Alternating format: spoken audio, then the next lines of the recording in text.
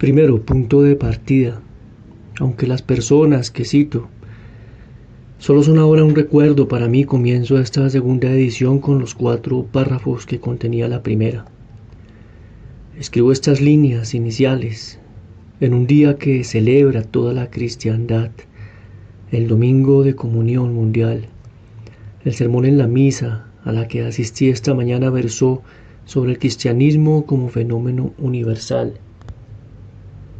Desde las chozas de barro de África hasta la tundra canadiense, los cristianos se arrodillan hoy para recibir las especies de la Santa Eucaristía en un cuadro impresionante.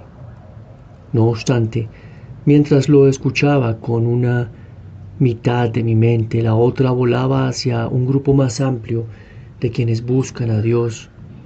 Recordé a los judíos semitas que había visto 6 meses atrás en su sinagoga, hombres de piel oscura sentados sobre el suelo, descalzos y con las piernas cruzadas, envueltos en los mantos de oración que sus antepasados vestían en el desierto. Hoy están allí, al menos un quórum de 10, mañana y tarde, balanceándose adelante y atrás mientras recitan la Torá, gestos que heredan inconscientemente desde los siglos, cuando a sus antepasados se les prohibió montar el caballo del desierto y desarrollaron este simulacro a modo de compensación. Yalcin, el arquitecto musulmán que me guió a través de la mezquita azul de Estambul, ha terminado su mes de ayuno del Ramadán, que comenzaba cuando estuvimos juntos, pero él también reza hoy 5 veces postrado en dirección a la Meca. Swami Ramakrishna, en su pequeña casa a orillas del Ganges, al pie del Himalaya, no hablará hoy, continuará con el silencio devoto que ha mantenido durante un lustro y que solo rompe 3 veces al año. También a esta hora es probable que uno esté entendiendo a las delegaciones, las crisis y las reuniones de gabinete inherentes a un primer ministro. Pero esta mañana, de 4 a 6, antes de que el mundo le cayera encima, también él estuvo a solas con el Padre Eterno en la intimidad del templo budista que queda junto a su casa en Rangún. Daiyo y Lai-san, monjes zen de Kioto, se le anticiparon en 1 hora. Han estado en pie desde las 3 de la mañana y hasta las 11 de la noche pasarán la mayor parte del día sentados, inmóviles en su posición de loto, mientras procuran sondear con profundo recogimiento la naturaleza de Buda que habita en el centro de sus propios seres. Qué extraña compañía es esta, los seguidores de Dios de todos los países elevando sus voces al Dios de toda la vida de las maneras más dispares que pueden imaginarse. ¿Cómo suena en las alturas? ¿Como un alboroto? ¿O las razas se fusionan en una armonía extraña, etérea? ¿Es que una religión va a la cabeza, o algunas hacen el contrapunto y la antifonía cuando no todas corean a la vez? No podemos saberlo.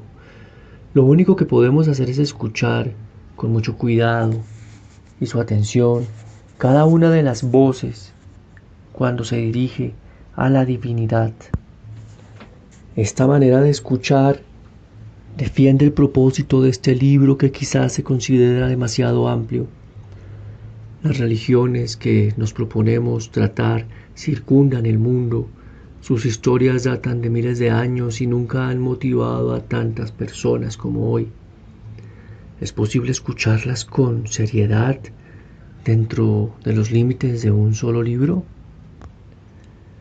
La respuesta es afirmativa porque escuchamos temas bien definidos, pero estos deben ser enunciados desde el comienzo para evitar que se produzcan imágenes distorsionadas. Primero, este no es un libro de texto sobre la historia de las religiones. lo que explica los pocos nombres, fechas e influencias sociales que contiene. Hay otros libros útiles que tratan de estos factores.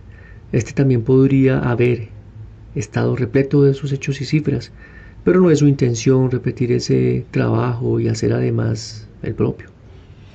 En este libro, los hechos históricos se limitan al mínimo necesario para localizar en el espacio y en el tiempo las ideas sobre las que se centra.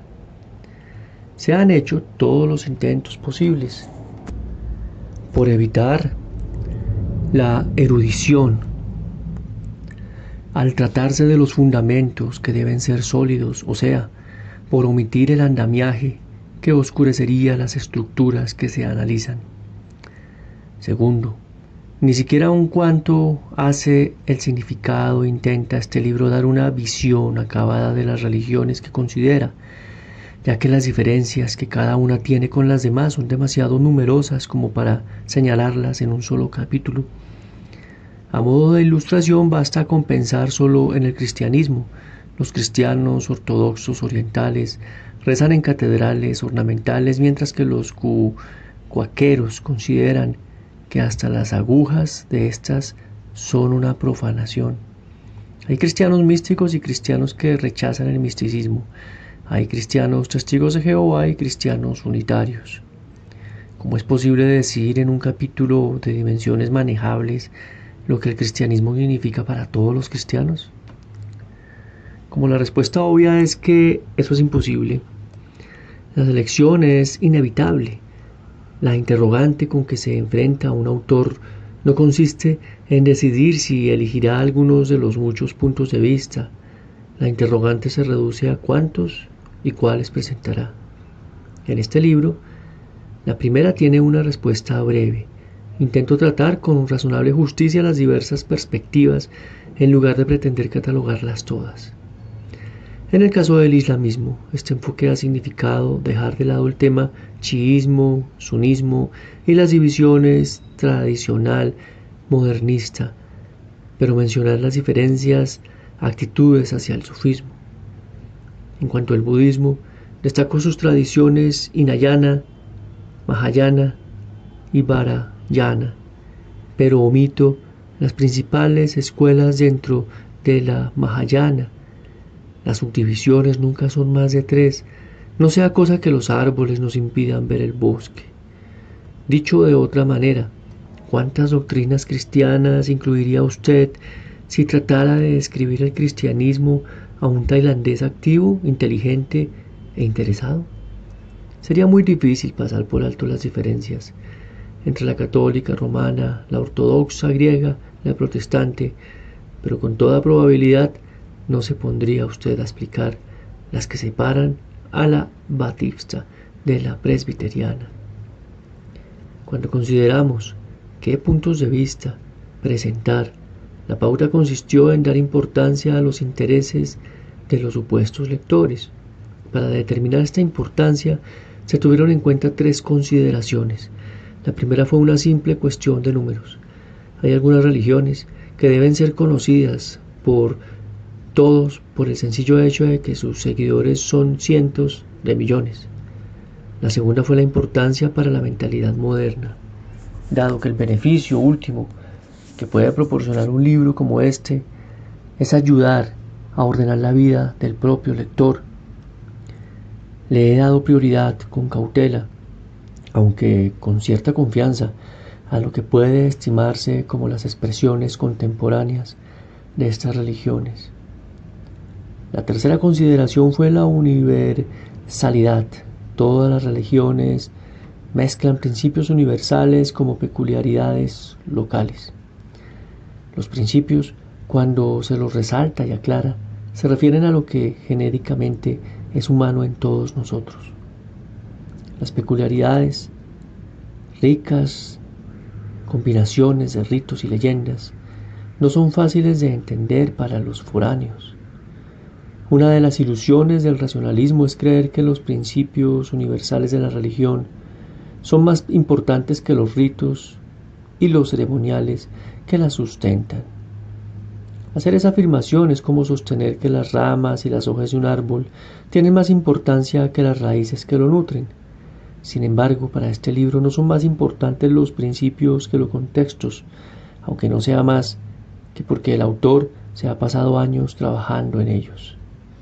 He leído libros que han dado vida a los contextos mismos, como el de Heather Wood, Third Class Ticket para los hindúes, y el de Lin Yutang, My Country and My People para los chinos, y el de Shalom Rabinowitz, The Whole Country para los judíos de Europa Oriental. ¿Acaso algún día alguien escribirá un libro sobre las grandes religiones que arraigan a estos pueblos en sus entornos sociales? Pero ese es un libro que leeré, no que escribiré. Conozco mis limitaciones y me atengo a aquellos campos de los cuales pueden sacarse ideas. Este libro no es un recuento equilibrado del tema que trata. La advertencia es importante. Tiemblo a pensar en la conmoción de un lector que, habiendo terminado el capítulo sobre hinduismo, se enfrascase de inmediato en el hinduismo descrito por Nehru como una religión esclavista. Su templo de Kali en Calcuta, la maldición de su sistema de castas, son 2 millones de vacas adoradas hasta el punto de ser una molestia.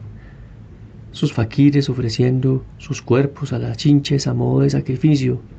¿Y qué sería del lector que fuese transportado a Bali con sus teatros llamados Vishnu, Hollywood y sus librerías que comercian activamente con los tebeos classic, en los que los dioses y las diosas hinduistas abaten cantidades de feos demonios con revólveres de rayos cósmicos? Yo conozco el contraste, lo percibí nítidamente entre lo que he escrito sobre el taoísmo y el taoísmo que me rodeaba en China cuando era niño, sumido casi por completo en el augurio, la necromancia y la superstición. Es como el contraste entre el Cristo silencioso y el gran inquisidor, o entre la quietud de Belén y las grandes tiendas donde atruena noche de paz para promover las ventas navideñas. La historia completa de la religión no es color de rosa, a menudo es despiadada. La sabiduría y la caridad son intermitentes y el resultado neto es profundamente ambiguo.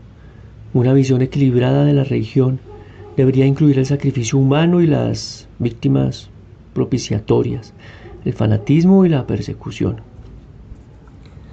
Las cruzadas cristianas y la guerra santa del islamismo debería abarcar las casas de brujas en Massachusetts, los juicios amañados de Tennessee y la adoración de las serpientes en las montañas Ozark.